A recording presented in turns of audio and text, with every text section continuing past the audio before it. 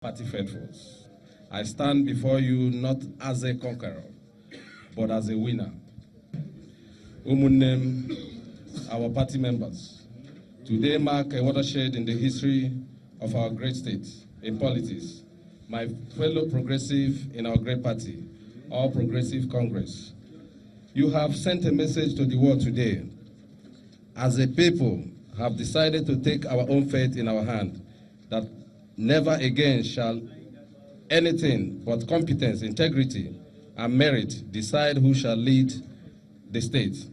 You have sent a message to the world that Imo people have come of age.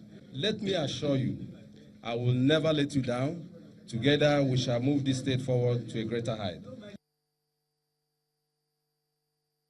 We, as the rich stakeholders, affirm that Senator Hope Uzodinma won the governorship primary election on October 1st, 2018, and as loyal party members and Democrats, we accept the result in good faith as the wish of the majority of our party members in Imo State. We are concerned that our great party is now being made to appear ridiculous over the Imo State governorship matter.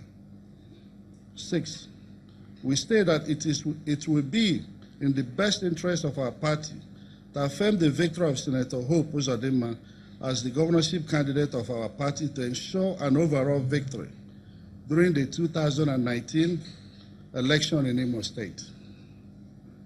7, that we, our supporters, aspirants for other elective positions shall neither participate nor accept the result of a repeat governorship primary election in Imo State, as same will only create echo and violence in our peace-loving state and deny our great party chance of inexpensive victory during 2019 election.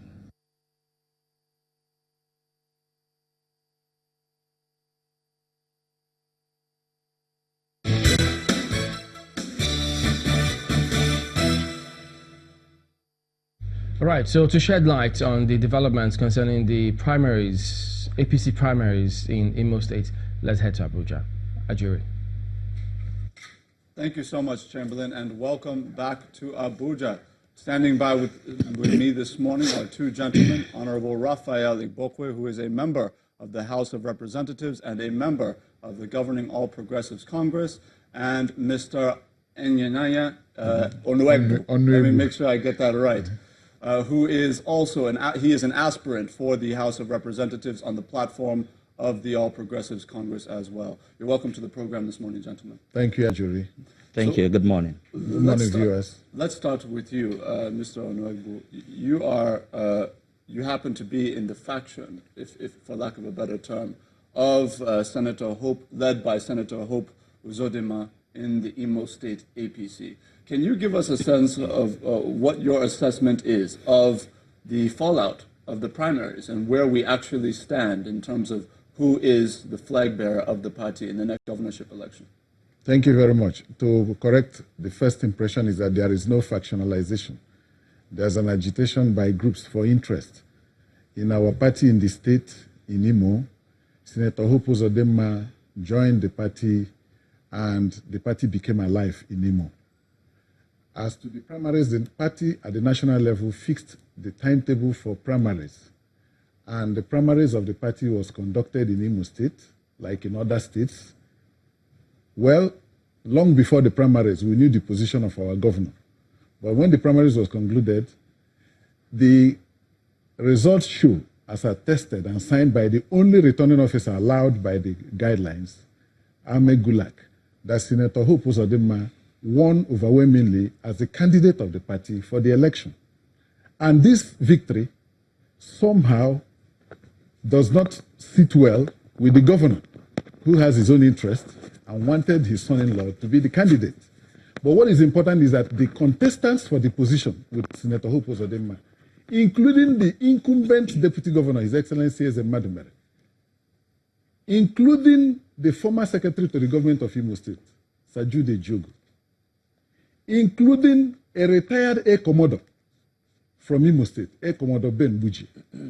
They all agree that this primary is held and Senator Hope won the election.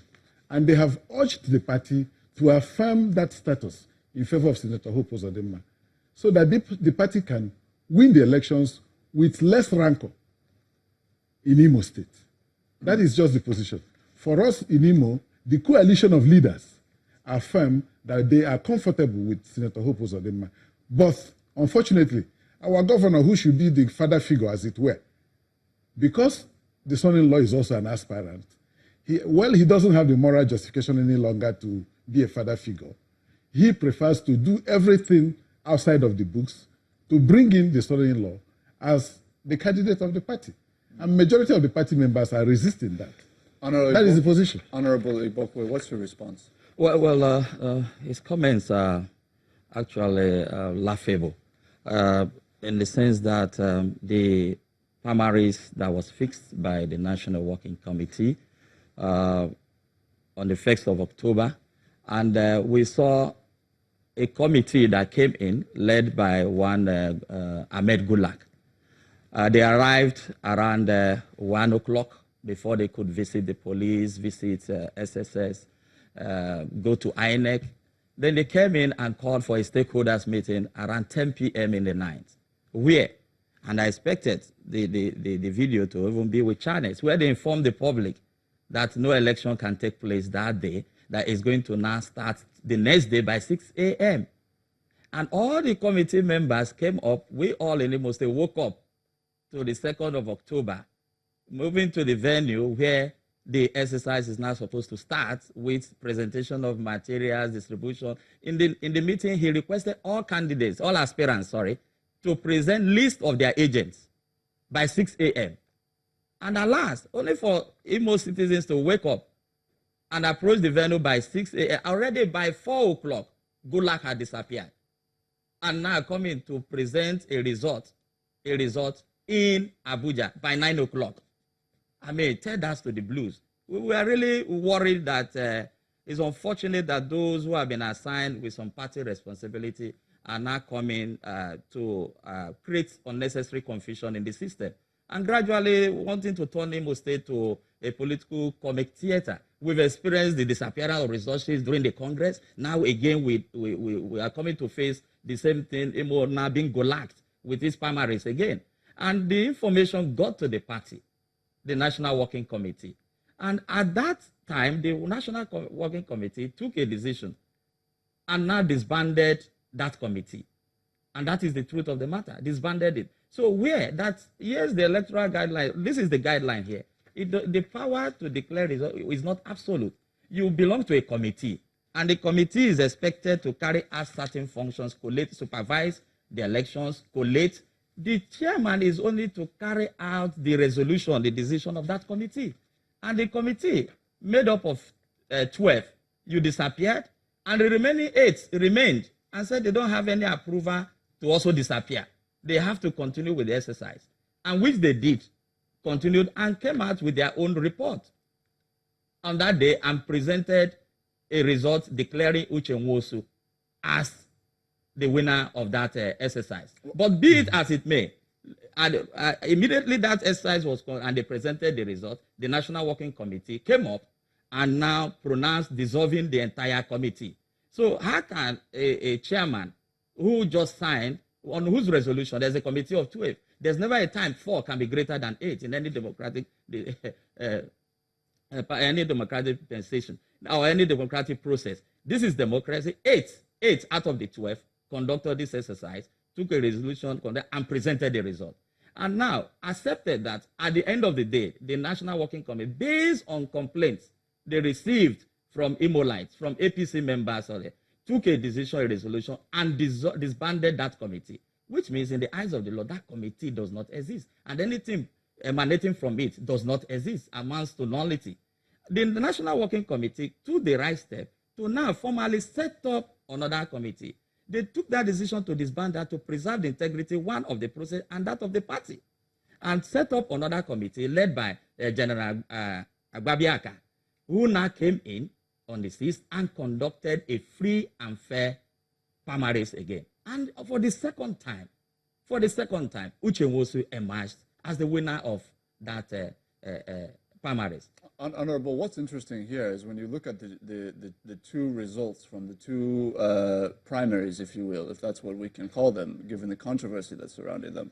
On the one hand, the one favoring Senator Hope Uzodinma as the candidate, I mean, you're talking about approximately 423,000 votes for Senator Hope Uzodinma and only 10,000 votes for the son-in-law to the governor, Uche Nwosu. Of course, now that you have this retake, the vote split is completely on the other side.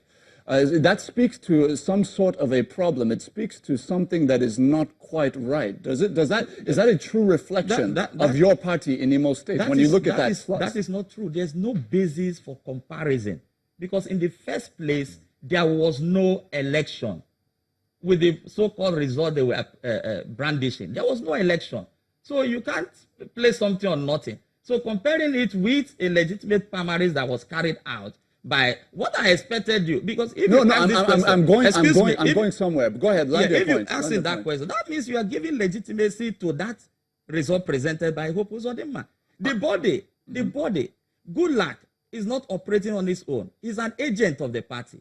He was recruited by the party, the National Working Committee, and the same person who recruited you have said, no, I have dissolved you. He has the power to recruit and also to fire. And he said, you have dissolved you. So everything you have done to that extent remains null and void. There's no basis for